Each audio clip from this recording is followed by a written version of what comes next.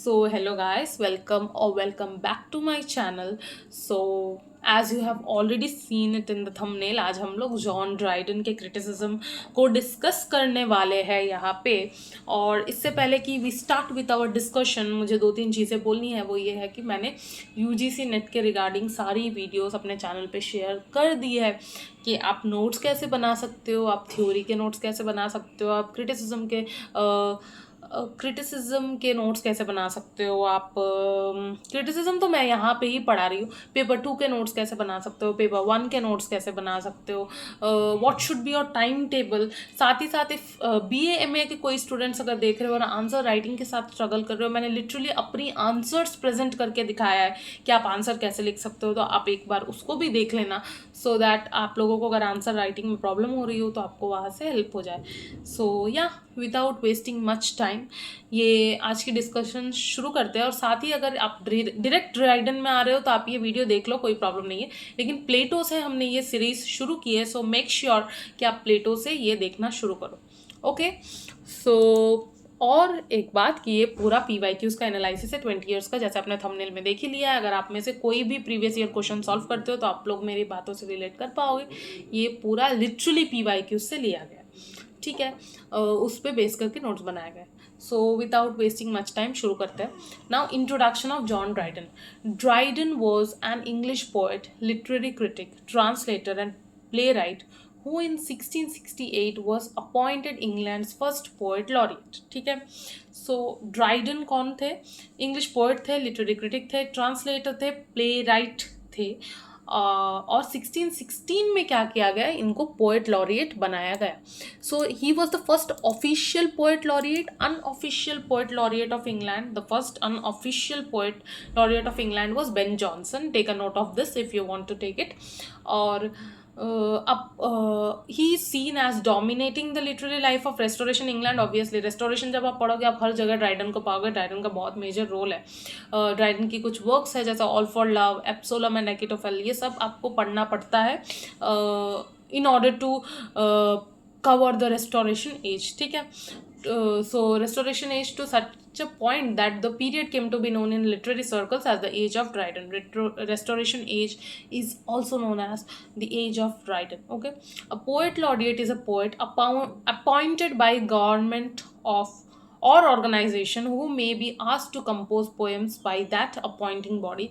Thus he is an acclaimed poet and author who creates work for national occasions. So poet laureate आपने बहुत बार सुना होगा, लेकिन आपको शायद ही ये पता होगा कि पोएट लॉरिएट कौन होता है। पोएट लॉरिएट एक ऐसा इंसान होता है जिसको खुद गवर्नमेंट ने अपॉइंट किया होता है या किसी ऑर्गेनाइजेशन ने अपॉइंट किया होता है। बेसिकली आप इसको एक गवर्नमेंट के तरह ही देख सकते हो, वही बेसिकली अपॉइंट करती है। एंड टू कंपोज पोएट्री, जब भी उनको बोला जाए कि you have to compose poetry on this particular occasion, the person composes it, जो पोएट लॉरिएट होते हैं। So this he is an acclaimed poet and author who creates works for national occasions। obviously national occasions के लिए वो work create होते हैं जो ये पोएट लॉरिएट्स करते हैं। Now doctor Samuel Johnson called him the father of English criticism. Doctor Samuel Johnson ने ड्राइडन को क्या टाइटल दिया? The father of English criticism का टाइटल दिया। क्यों? Because unlike Sydney he was not inspired from anyone. इनका work reply नहीं था। अगर आपने सिडनी नहीं देखा है वो भी देख लेना, that was a reply to Stephen Gosson, right. But this work of Dryden is not a reply or not inspired from any particular place। Original creation है, किसी को रिप्लाई नहीं है, क्योंकि ये ओरिजिनल क्रिएशन है, कहीं से इंस्पायर नहीं है, किसी का रिप्लाई नहीं है।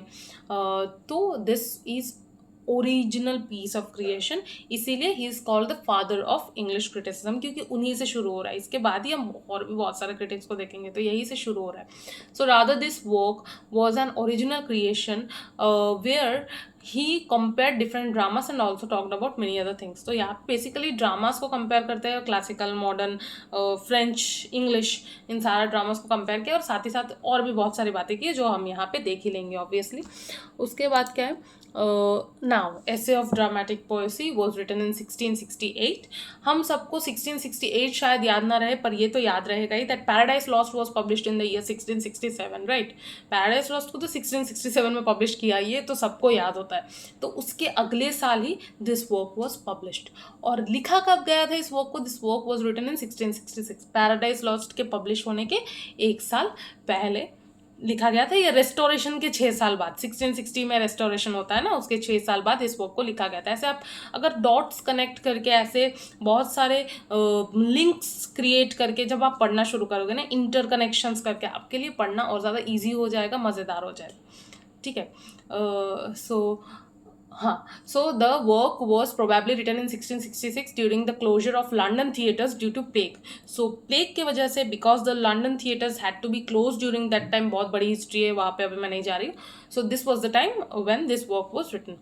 It can be read as a general defense of drama as a legitimate art form. इस work में जो main argument है, जो बार बार आपको दिखेगा, जो जिस पे ड्राइडन ने बहुत ज़्यादा stress किया है, वो ये है कि drama as a legitimate form of art. इतने सारे जो आर्ट फॉर्म्स है उसमें ड्राइडन को बस ड्रामा ही लेजिटिमेट लग रहा है. ठीक है, D for Dryden, D for drama, ऐसे याद रख लेना. Taking up where Sidney, no you don't need this point. So उसके बाद क्या है? समरी. समरी क्या है? इस वर्क को ना मैंने शॉर्ट में एक इसका समरी रखा है इस वर्क का, सो दैट आप लोगों के लिए ना ये क्लियर हो जाए. ठीक है, जो प्रॉब्लम होती है हमारे साथ जब हम ये वर्क पढ़ने बैठते हैं, बहुत ज़्यादा कॉम्प्लिकेटेड लगने लगती है, but I have made every possible attempt to make this interesting for you, just by putting in the info that you need. ज़्यादा नहीं, कम नहीं, इससे हो जाएगा उतना. तो समरी देख लेते क्या है. John Dryden's an essay of dramatic poesy that was published in 1668 is a dialogue defending English drama. जो मैंने बोला था बार बार आएगा, ड्रामा में English drama. He is obviously praising drama, but in general English, in particular English drama. In general वो drama को प्रेज कर ले, लेकिन in particular he is praising the English drama. Okay, so क्या बोल रहे हैं? As a just and lively image of human nature. So he is calling English drama as a just and lively image of human nature. मतलब human nature का साक्षात representation उनको लग रहा है इंग्लिश ड्रामा. ठीक है, through 4 characters on the Thames it argues for modern, specifically English drama over ancient और French style, favouring mix genre, tragic comedy and praising Shakespeare for his genius. इतना याद रखना, 4 लोग बात कर रहे हैं. कहाँ पे बात कर रहे हैं? On the Thames, river Thames, और आर्ग्यूमेंट्स हो रही है डिफरेंट टाइप ऑफ ड्रामास को लेके. ट्रैजिक कॉमेडी को प्रेस किया जा रहा है और शेक्सपियर को जीनियस बोला जा रहा है. इतना देख लेना. इसके बाद नेक्स्ट स्लाइड में इस पूरे को मैंने एक्सप्लेन किया है. ठीक है, अभी के लिए इतना समझ लो. उसके बाद हम नेक्स्ट स्लाइड में आते हैं. Dialogue and the 4 people. इसको मैंने ऐसा हेडिंग दिया है. ठीक है, क्यों ऐसा हेडिंग दिया है? The work is basically dialogue amongst 4 people. ठीक है, 4 लोगों के बीच में डायलॉग है, डिस्कशन चल रहा है. डायलॉग क्या नाम है? नाम शायद आपको याद करने में प्रॉब्लम हो. ठीक है, तो मैंने ना बहुत सारे निमोनिक्स यूज़ किए थे, तो आई have made sure that I teach you people in the same way, ताकि आप लोगों को भी छप जाए दिमाग में उसी तरीके से जैसे मेरे छप गया है. सो सबसे पहले कौन है? क्राइट्स. उसके बाद कौन है? यूजीनियस. उसके बाद कौन है? लिसिडियस. उसके बाद है निएंडर. अब अगर याद नहीं रह रहा है, कैल्न. इसे एक नाम से बस याद रख लेना, CELN, और अल्फ़ाबेटिकल ऑर्डर में भी है ये. ठीक है, कैल्न, इस ऑर्डर में याद रख लेना. ना क्राइट्स. क्राइट्स कौन इंडिविजुअल थे जिनको क्राइट्स का नाम दिया गया था? Sir Robert Harvard. Robert Harvard करके एक रियल इंसान थे, उनको क्राइट्स का नाम दिया गया इस वर्क में. वो क्या कर रहे थे? वो किस चीज़ को डिफेंड कर रहे थे? He was defending classical drama and blank verse in Elizabethan times. ठीक है, क्लासिकल ड्रामा को एंड ब्लैंक वर्स को वो डिफेंड कर रहे थे. इसके पास में मैंने 1 लिखा है. ठीक है, उसके बाद यूजेनिक्स जो थे, जो रियल में थे Sir Charles Sackville, then Lord Buckhurst, उनको ये पोजीशन दी गई थी. मॉडर्न ड्रामा को डिफेंड कर रहे थे. ठीक है, तो 1 वर्सेस 2, माने C वर्सेस E, जो सेलन वाला मैंने आपको वो कैलन या सेलन बोल लो, वो ऑर्डर जो बताया. उसके बाद 1 वर्सेस 2, यानी कि classical versus modern. Alphabetical order में भी है तो प्रॉब्लम नहीं होगा. ठीक है, C वर्सेस E. CELN आया, पहला 2 C का E के साथ होगा, L का N के साथ होगा, फिर इमीडिएट बिगिनिंग का फिर एकदम बिगिनिंग का एंडिंग के साथ होगा. मतलब क्या होगा? E का एकदम लास्ट वाले के साथ होगा, N के साथ होगा. ठीक है, अगर कंफ्यूजिंग लगा तो वीडियो थोड़ा बैक करके देख लेना, आपको समझ में आ जाएगा. तो 1 के साथ 2 भिड़ेगा, 3 के साथ 4, और लास्ट में 1 के साथ 4. ठीक है, सो हाँ, उसके बाद थर्ड कौन है? लिसिडियस. लिसिडियस जो थे उनका ओरिजिनल में नाम क्या था? सो चार्ली सेडली. ठीक है, वो किसको डिफेंड कर रहे थे? फ्रेंच ड्रामा को डिफेंड कर रहे थे। और नियंडर, या जिसका मतलब होता है न्यू मैन, जो कि थे ड्राइडन खुद, वो इंग्लिश ड्रामा को और राइम को डिफेंड कर रहे थे। मतलब एक तो हो गया blank verse. What is blank verse? Blank verse is the unrhymed डायमिक पेंटामीटर्स, ठीक है, जिसको डिफेंड करा है क्राइट्स, जो मैंने आपको बताया था लास्ट में 1 वर्सेस 4 हो जाएगा, या C वर्सेस N हो जाएगा, ठीक है। द वेरी बिगिनिंग और वेरी एंडिंग का जो लास्ट में क्लैश होगा C के N के साथ, तो ये C और N का जब क्लैश होगा तो ये ड्रामा को लेके नहीं होगा, ये होगा राइम स्कीम वर्सेस ब्लैंक जो वर्ड्स होता है उसका, ठीक है। सो ब्लैंक वर्स जो है यहाँ पे, वो Crites he is advocating for blank verse, is supporting blank verse, और नियंडर क्या बोल रहे? राइम। तो इसमें इन दोनों का जो है क्लैश होता है। तो this is the main area of this work, ठीक है।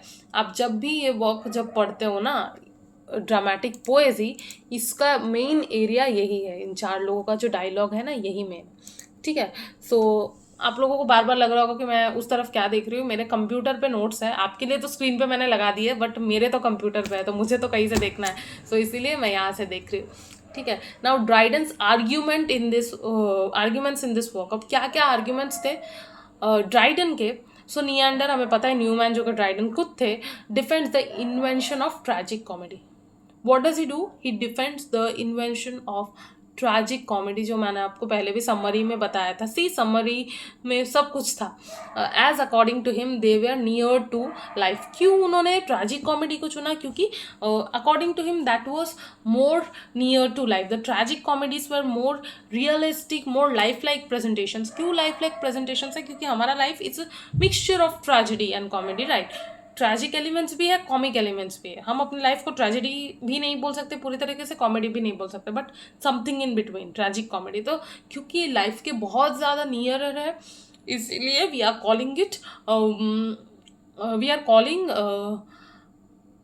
It our life tragic comedy, और साथ ही साथ ये नियर टू लाइफ है, ठीक है। इसीलिए ड्राइडन भी शायद इसको डिफेंड कर रहा है, या इसको बहुत ज़्यादा सपोर्ट कर रहा है। उसके बाद for Shakespeare he said that he needed not the spectacle of books to read the nature, he looked inwards and found her there. तो उन्होंने कहा था उन्हें कोई किताबें पढ़ने की ज़रूरत नहीं थी नेचर समझने के लिए, he had that inside him. This is how Dryden is praising Shakespeare. So ये देखा आपने, सक्सेसफुल लोग शायद किसी से जलते नहीं हैं, वो इसीलिए भी सक्सेसफुल हो जाते हैं, because they understand the importance of the other person who has put in effort और who is putting in effort.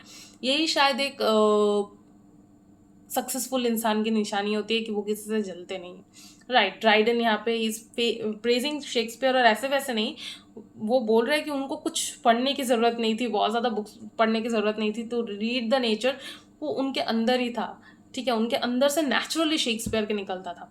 उसके बाद क्या, Dryden said for Ben Jonson the most learned and judicious writer which any theatre ever had. See, Ben Jonson को भी press कर रहे हैं हमारे ड्राइडन, इतना प्रेस कर दिया ड्राइडन ने शेक्सपियर और जॉनसन को कि सैमुअल जॉनसन को आना पड़ा प्रेस करने के लिए ड्राइडन को, calling him the father of English criticism, right.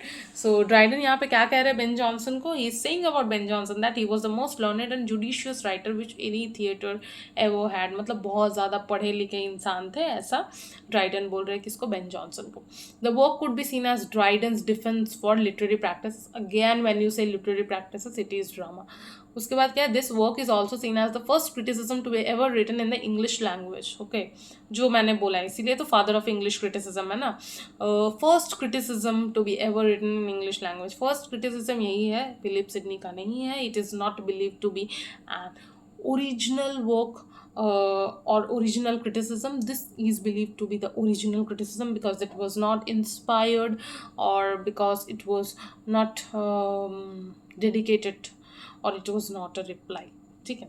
His claim in this work was that the poetic drama with English and Spanish influences justifiable art form when compared to French poetry. Again वो जो आपको वो मिलता है ना, लिसिडियस और नियंडर के बीच में जो झमेला चल रहा था, Lisideius was like French drama and Neander was like English drama. So इन दोनों के क्लैश में स्पेनिश को भी सपोर्ट करते हैं नियंडर बीच बीच में। सो इसीलिए वो क्या कह रहे हैं कि जो ड्रामा है उसका बेस्ट कौन सा इन्फ्लुएंशियल फॉर्म क्या है, इंग्लिश या स्पेनिश, जो है वो नॉट फ्रेंच, ठीक है।